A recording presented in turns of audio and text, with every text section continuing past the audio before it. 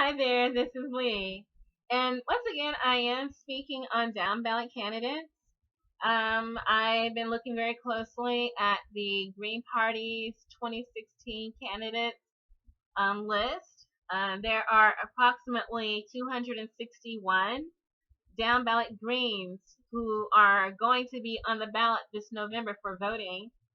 They are at all areas of the political spectrum, everything from U.S. Senate, U.S. House, to governor, to mayor, to state senate, to state house, various clerk positions, city council, everything, you name it. There's a down ballot green who's competing for it in at least 17 states. If my memory serves me correctly, you can look at the Green Party's list of candidates on the gp.org website to see who and where the Greens are running. The great thing is that these Greens are progressive. They follow the Green Party platform, the 4 pillars, and then also the 10 key values that are for the United States Greens. They are Jill Stein leaning. They support Jill Stein for president. The great thing about them is where the Greens are rising, and that's in California, where they have about, I think, 28 candidates. And then there's about 43, I think, in Texas, 43 Greens. And then in Michigan, there is about 32, 33 Greens on the ballot for this November. And then you have a whole slew of them in Connecticut, I think 21. And a lot of them in the New England area. So they're rising. And you find them in surprising places. A lot of them have just decided to throw their hats into the ring. There's been so much ballot access acquisition this election season, thanks to the state parties, the Green parties of certain states working for ballot access, Jill Stein's leadership, an unprecedented number of volunteers and supporters from the Bernie Sanders campaign that assisted, lots of fundraising for ballot access.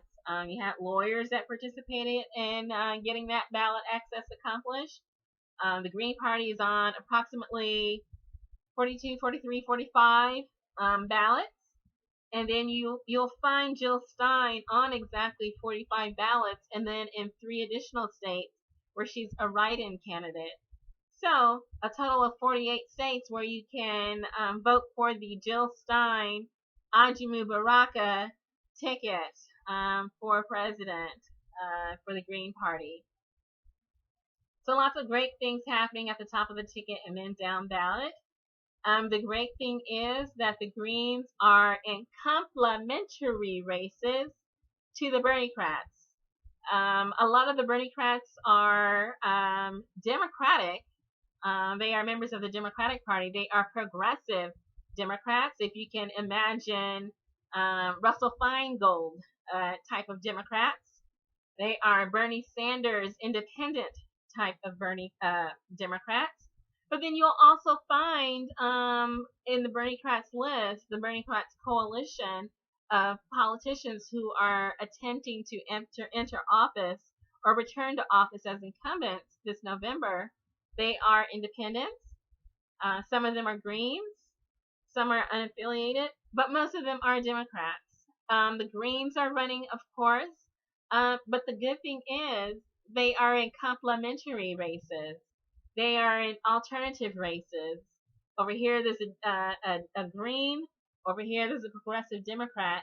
They don't run opposite each other in races. So wherever you are, if there's a progressive Democrat or a progressive Green, if you see Green on the ballot, vote for the Green because they are progressive. And the reason why they're running is because there's no other progressive in the race. The Democrat that's opposite them is an establishment center right, Wall Street corporate type of Democrat and the green is rising as a progressive alternative. So if you're progressive, you can vote for green. And at least, I think, of course, at the top of the ticket for Jill Stein and Najib Baraka, but definitely down ballot. It's safe to vote for a Green Party candidate. Always, each time.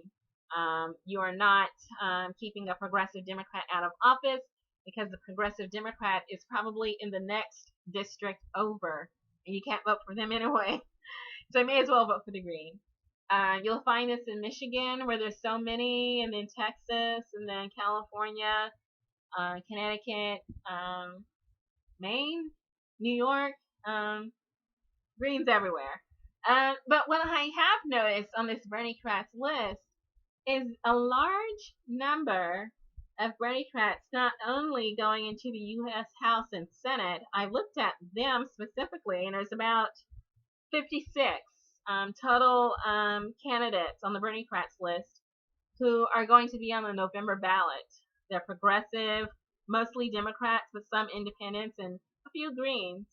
There's at least 56 of them if you count the write-ins. And then on the ballot for U.S. Senate, there's 9 on the ballot for this November that are Berniecrats. They're progressive Democrats. Some of them are independents, and they're Bernie-leaning independents. They're Berniecrats, part of our revolution, on the ballot for voting this November. So you look at all that, and you kind of see, like, well, at the federal level, we're going to see a progressive populist trend. And even if it's from another state, say there's, Chase Iron Eyes from North Dakota. He wins his race, and he goes to U.S. Congress or Washington. He wins office. It's a benefit to the rest of us in the nation, because U.S. House and U.S. Senators, no matter what state they're in, their votes affect federal policy for the rest of us. So we all win.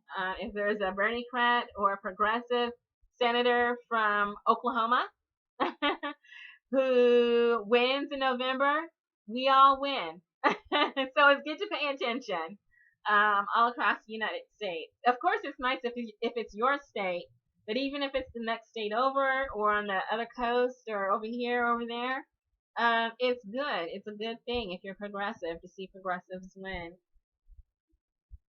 But there's also in the pipeline, if you look further down beneath, in the state houses and the state senate, there is a large swath of Berniecrats not taking, but on the ballot. They are going to be on the ballot this November. If you go to this Berniecrats list, there's a large swath of state senators and state representatives who are Bernie-leaning. They're progressives. They support the Our Revolution outlook platform. They're Berniecrats, and they're in the pipeline. They're entering office down ballot.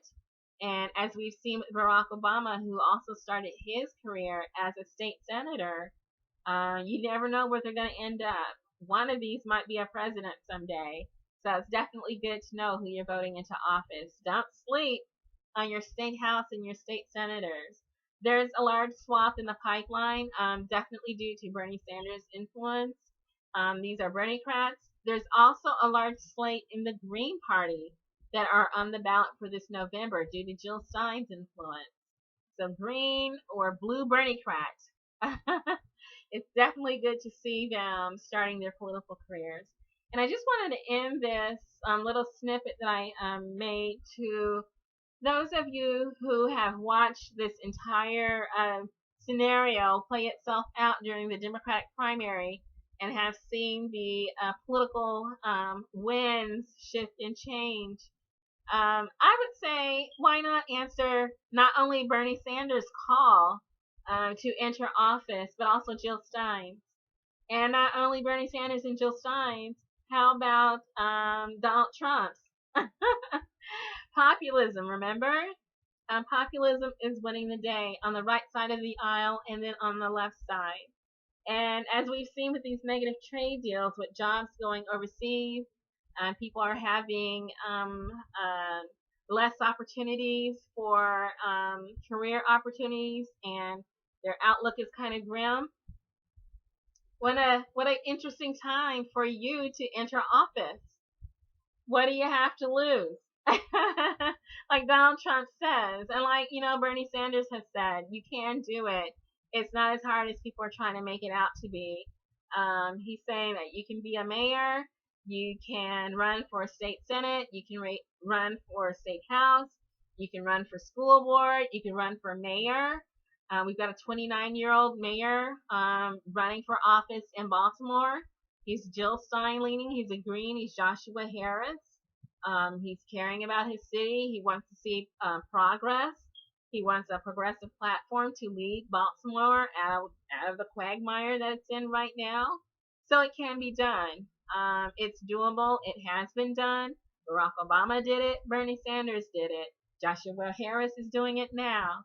So we have people on the ballot who are going into office this November, likely. And then we have people who are already planning their campaigns. So we're going to be voting in a Berniecrats class, a Jill Stein class this November. And then we've got people in the pipeline shifting into office and then rising up. And I'm saying if you're not in office yet, you're Bernie Sanders leaning, you're Jill Stein leaning, you're progressive, you want to see some populism, why not put your name into the game as well? Especially since our job outlook is so grim. What a nice job that would be, you got your health benefits, you got salary, you got vacation time. Why not? Until more job opportunities come open. Hey, you know what? We're all waiting for you to come and be the change we want to see. What do you have to lose?